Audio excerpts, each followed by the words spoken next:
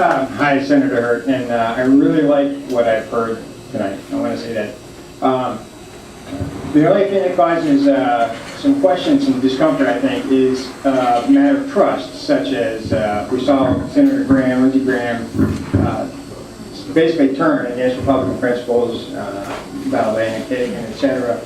And is there any way, how are you going to help us know that we can trust you, that you're not going to be tempted or coerced by a bill that has to pass, this has to happen, we have to have cars, or the whole economy fails?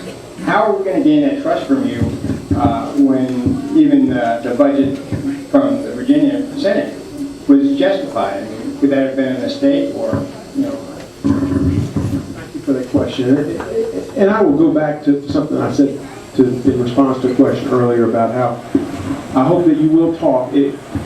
I want the support of everyone in this room, and I want those who support me to believe in this campaign and believe in me, that I will do what I say and that I will represent you to the best of my ability and consistent with our shared values. And I think one thing that you can do is certainly talk to folks that know me and that I've represented in the past.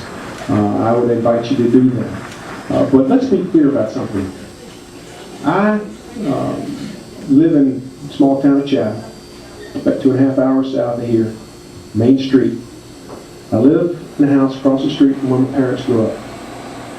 Where I grew up, in my parents' home. I live across the street. I live down the street from my office, my law office, which is located across the street from the courthouse.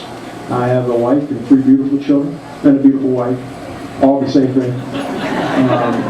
And I am a citizen legislator, and I'm proud to be able to do my part representing 170,000 people in the state Senate. So the idea of going to Washington and becoming part of a problem, a continuing problem that seems like that's what happens to everybody who goes down there, that's not anything I'm interested in. And I can just tell you that. You can believe it or not. The reason that I'm doing this is not because I want to go to Washington for any other reason, but to preserve the future for my children.